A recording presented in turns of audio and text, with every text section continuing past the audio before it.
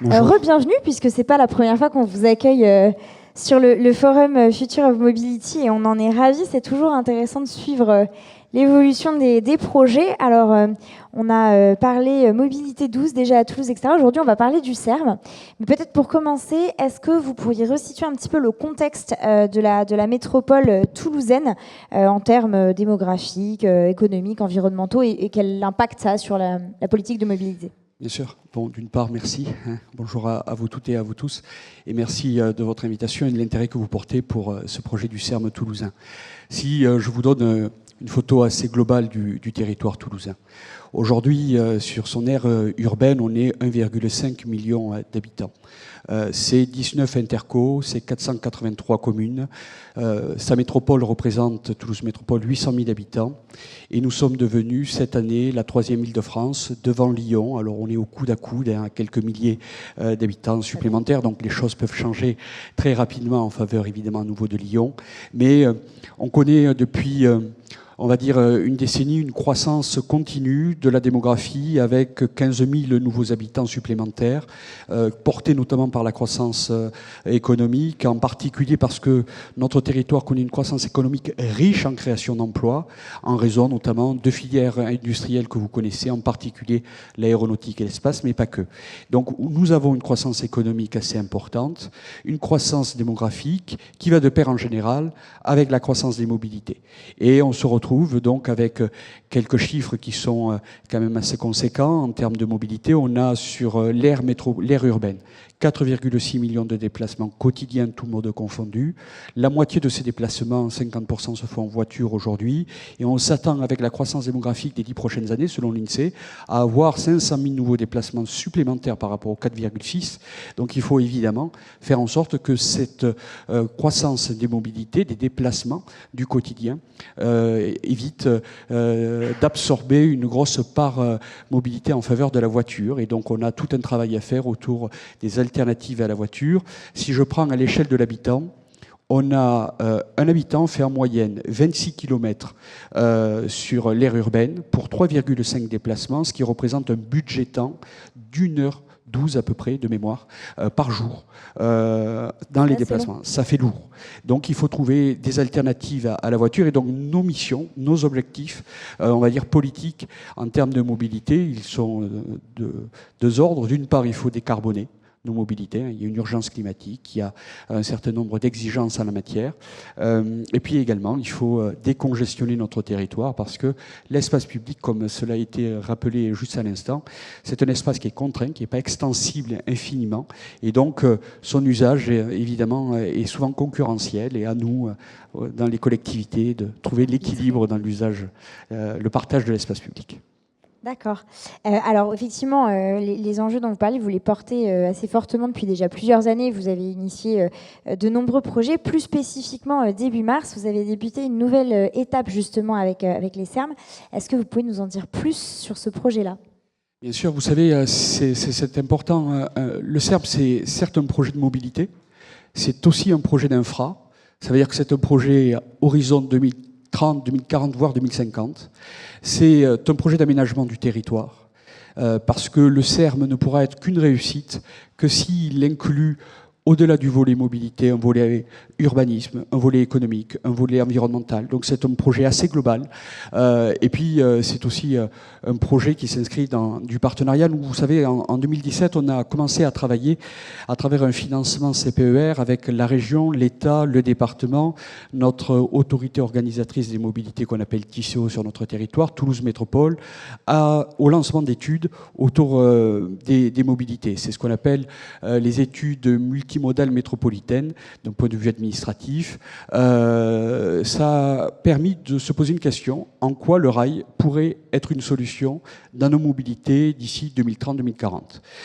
On a eu ainsi un certain nombre de réflexions. À ces études et ces travaux se sont rajoutés ce qu'on appelle chez nous les enquêtes ménages certifiées CEREMA qu'on a sur l'ensemble des territoires et qui ont été réactualisées en 2023.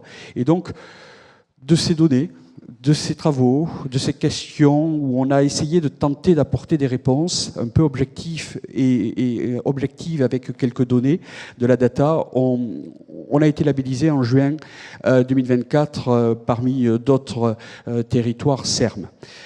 Aujourd'hui, on a demandé, et c'est l'état de notre situation pour le SERM, on a demandé à la Société des Grands Projets, précédemment la Société du Grand Paris, SNCF Réseau, SNCF Gare et Connexion, de nous accompagner sur une mission de préfiguration, d'élaboration de notre dossier qui serait déposé normalement pour nous d'ici l'été pour pouvoir officiellement obtenir le statut de SERM, qui va évidemment se baser sur les différentes études qu'on a menées, d'une part, et qui va aussi devoir, dans cette mission de préfiguration, pour pouvoir travailler sur le dossier Minute qui va être déposé d'ici l'été, travailler sur 4 thématiques qui sont fondamentales pour les SERM. Alors notre SERM, certes, sur notre territoire, mais au final, je crois que c'est un sujet qui est assez similaire. La réflexion collective. Voilà, exactement. Pour l'ensemble des territoires, c'est d'une part avoir un schéma d'ensemble multimodal. Il faut se projeter sur de la multimodalité. Je rappelle, dans la loi du 27 décembre 2023 qui institue les SERM, le SERM, c'est une organisation des mobilités décarbonées, je cite, au sein des agglomérations. Donc on est sur évidemment une pluralité de mobilité et évidemment décarbonée. Donc on est sur une notion de multimodalité. C'est ensuite un travail sur un schéma de gouvernance, parce qu'il faut évidemment travailler les uns avec les autres, et parfois on va un peu au-delà des périmètres institutionnels, au-delà des périmètres géographiques, et aussi au-delà des sensibilités politiques qui sont parfois un peu différentes d'une collectivité à l'autre, et donc il faut arriver à trouver des points de convergence, et on y arrive assez bien, je trouve, au niveau des territoires. Au niveau national, c'est toujours un peu plus compliqué, il y a des postures un peu plus faciles, mais au niveau des territoires, on est dans du pragmatique, on y arrive assez bien, il faut le reconnaître. C'est ensuite la robustesse du plan financier, parce qu'il va falloir parler un peu de sous, parce que c'est des milliards qui s'accumulent par-ci, par-là. Et puis ensuite, c'est aussi un point important. C'est en ça que le SERM a un autre sens qu'un simple sens lié aux mobilités. C'est le dialogue territorial. Comme je vous l'ai dit, c'est 19 intercos, c'est 483 communes. Ça signifie qu'il faut qu'on se projette sur un travail de péréquation territoriale. C'est-à-dire qu'on entend souvent au niveau national, notamment un clivage entre l'urbain et l'urbain, le rural et l'urbain, entre les métropoles et le reste des territoires. Là, il faut qu'on soit vraiment sur une logique de partenariat, y compris avec les petites communes rurales de l'aire urbaine. C'est comme ça que le SERM sera une réussite, si c'est une réussite collective. Et c'est pour ça qu'il faut évidemment se lancer dans un dialogue territorial. Et ça, c'est le 4e pilier de notre dossier, qui va être quand même assez similaire aux différents autres dossiers de candidature des SERM. Alors justement, sur cette phase de préfiguration, vous avez parlé de la concertation et du dialogue que vous menez avec les autres communes, les grands acteurs projets qui vous accompagnent. Quel est le regard que vous portez sur cette collaboration et sur les enjeux de financement qui y sont associés? Puisque vous l'avez mentionné, c'est quand même un peu le nerf de la guerre. Le partenariat, bon, il est indispensable. Il est indispensable, et là, par exemple, concrètement, de manière pragmatique, la prochaine mission de la Société du Grand Projet, c'est d'aller rencontrer les 19 intercos, d'aller présenter les travaux du SERM aujourd'hui, que ces intercos puissent insérer, anticiper dans leur projet d'aménagement du territoire l'arrivée du SERM, de faire en sorte de les inclure dans le dispositif, parce qu'il va falloir que sur ces territoires, il y ait des investissements aussi appropriés pour permettre l'arrivée de cette offre ferroviaire du train du quotidien. En réalité, je rappelle que le SERM, c'est concrètement un train du quotidien avec une régularité, une fréquence de qualité qui permet de créer une attractivité pour nos concitoyens pour délaisser plutôt la voiture au profit du train. Donc il va falloir peut-être investir aussi à l'échelle de ces territoires. Et donc voilà, donc il y a tout un travail de partenariat qui est fait. Et puis, comme on va un peu au-delà des périmètres institutionnels et géographiques, c'est aussi le sujet, vous venez de le dire, du financement. Il va falloir avoir en tête que chez nous, le SERM, première estimation à la louche, on est entre 4 et 5 milliards d'euros d'investissement pour le SERM. Concrètement, on est aux alentours de 4,1, 4,2 milliards d'euros pour l'investissement ferroviaire plus l'acquisition du matériel roulant. Donc on est plutôt compétence là de la région, mais on a un certain nombre d'à côté qui sont indispensables à la réussite des SERM sur notre territoire, et à l'échelle de l'autorité organisatrice des mobilités TCO ou de notre métropole, c'est à peu près 500 millions, un peu plus de 500 millions d'euros d'investissement que nous allons devoir porter. Tout à l'heure, on pourra discuter un peu de pourquoi nous, métropole, au regard de nos compétences, on pense qu'il faut qu'on investisse sur cette partie-là, mais ça va être des milliards d'euros qui vont être dépensés sur notre territoire. Quand on se dit qu'il y a à peu près une vingtaine de candidatures SERM au niveau national, si on fait une simple petite multiplication, ça va être compliqué. Et puis, il faut quand même se dire les choses, c'est que ça va faire des dizaines de milliards d'euros qu'on va dépenser sur nos territoires, très bien, c'est superbe, mais on a conscience quand même des difficultés de l'État sur son budget. Les collectivités en pâtissent, et donc, en fait, il ne faut pas d'illusion sur le fait que s'il n'y a pas de contribution fiscale dédiée, particulière, on n'arrivera jamais à respecter les engagements gouvernementaux sur le rythme d'avancée des SERM sur nos territoires. On l'a fait, nous, pour l'arrivée de la LGV. On a créé une contribution spéciale à l'échelle de nos territoires pour faire en sorte que la LGV Paris-Bordeaux-Toulouse, sur son tronçon Bordeaux-Toulouse, puisse être financée. Et donc, tout le monde s'est mobilisé et on a essayé de créer une contribution fiscale spéciale. Est-ce que ça doit être la même chose? Est-ce qu'il faut majorer le versement mobilité? Bon, bref, tout ça, c'est des réflexions qui sont en cours et on attend avec impatience la conférence de financement qui est prévue normalement en mai 2025, mais il faut dire que c'est un sujet qui est régulièrement reporté. La loi du 27 décembre 2023 prévoyait que ça devait être avant juin 2024. Au final, on arrive un an un peu de retard, mais bon, espérons qu'on ait quelques bonnes nouvelles. Mais ça va déterminer surtout la hauteur de l'engagement de l'État. Et c'est ça qui va quand même être la clé de la réussite ou pas des SERM et donc de la robustesse de nos plans de financement. Donc à la fois effectivement un engagement fort de l'État et à la fois aussi une pédagogie auprès des usagers pour qu'ils comprennent qu'il y a des contributions potentielles mais qui leur seront finalement bénéfiques parce qu'il y a évidemment donc cet enjeu d'attractivité et on sait que en matière de transport plus globalement ça repose beaucoup sur une offre de service qui soit bien adaptée et puis une amélioration de la fréquence quand on voit le temps moyen de déplacement que vous citiez. Qu'est-ce que vous mettez en place vous sur ces deux chantiers au sein de la métropole ? Ce sont tout à l'heure, on parlait d'intermodalité. C'est important d'inscrire le SERM dans un sujet qui va au-delà du ferroviaire. Et c'est en ça que nous, Métropole, on a intérêt aussi à investir au regard de notre compétence, qui n'est pas une compétence ferroviaire. À Toulouse, on est en train de développer la troisième ligne de métro. Elle fera 27 km. Elle aura vocation... Vous savez, en fait, ce qu'il faut comprendre, c'est que, c'est vrai que je ne l'ai pas précisé, mais Toulouse, son réseau ferroviaire, c'est une gare centrale qui est la gare Matabiau en plein cœur de la ville, dans un paysage urbain qui est quand même très contraint, où il y a une saturation de l'offre ferroviaire. Grosso modo, aujourd'hui, on ne peut pas démultiplier l'offre ferroviaire sur la gare centrale. Donc, et cette gare centrale, elle est au centre, et il y a 6 arêtes qui viennent faire connexion. Étoile, en fait. Exactement. C'est pour ça qu'on parle d'une étoile ferroviaire à Toulouse. D'un côté, on va vers le Gers, de l'autre côté, l'Ariège, les Hautes-Pyrénées. De l'autre côté, on va du côté de Marseille en passant par Carcassonne.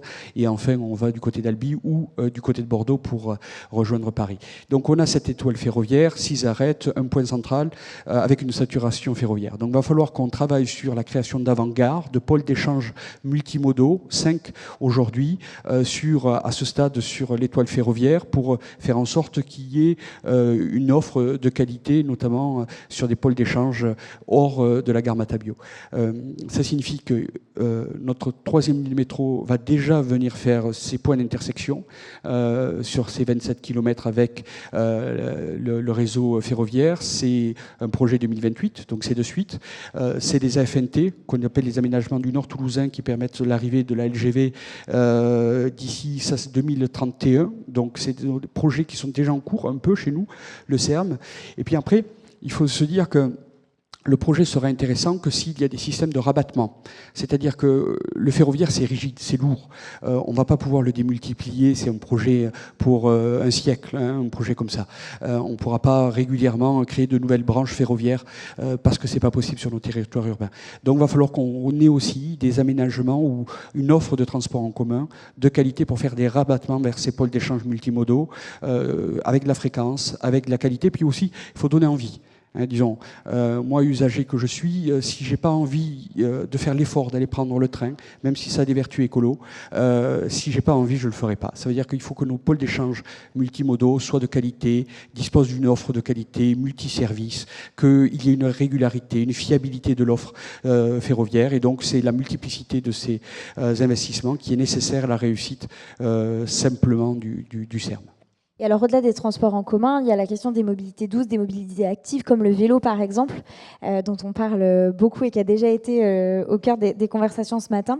Vous avez beaucoup d'ambition, vous, en la matière aussi. Quelle est un peu votre vision sur la complémentarité entre ces modes de transport actifs, on va dire, et le ferroviaire ? Bien sûr, c'est aussi un autre point, un autre levier au-delà des transports en commun, c'est développer un réseau. Alors, Toulouse, pour la première fois de l'histoire de toutes des différentes mandatures municipales, on investit massivement, comme jamais on l'a fait, autour du vélo.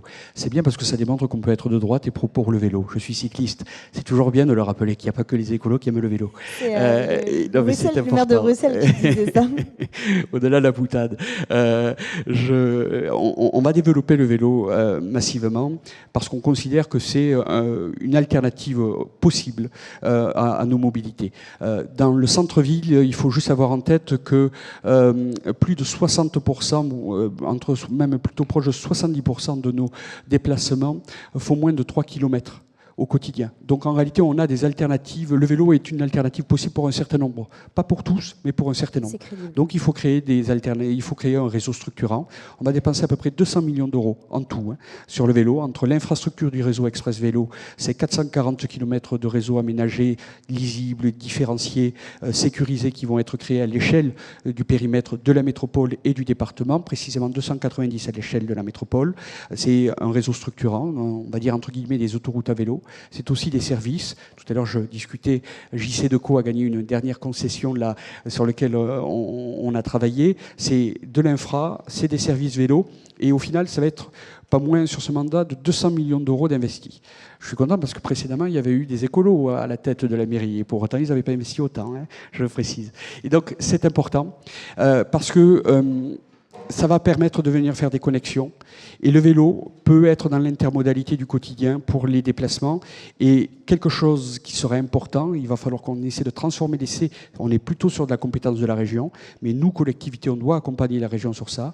C'est faire en sorte d'avoir des parkings vélos de qualité dans les différents pôles d'échange multimodaux. Et puis nos usagers demandent aussi, comme ça se fait par exemple à Amsterdam, voir comment le vélo peut être aussi plus facilement utilisable à l'intérieur des rames, c'est-à-dire qu'on puisse le stocker à l'intérieur de manière plus qualitative et quantitative qu'aujourd'hui ce que l'on fait. C'est un enjeu aussi du CERM pour permettre cette intermodalité du quotidien. Merci beaucoup pour cette vision pleine de complémentarité et pour votre intervention.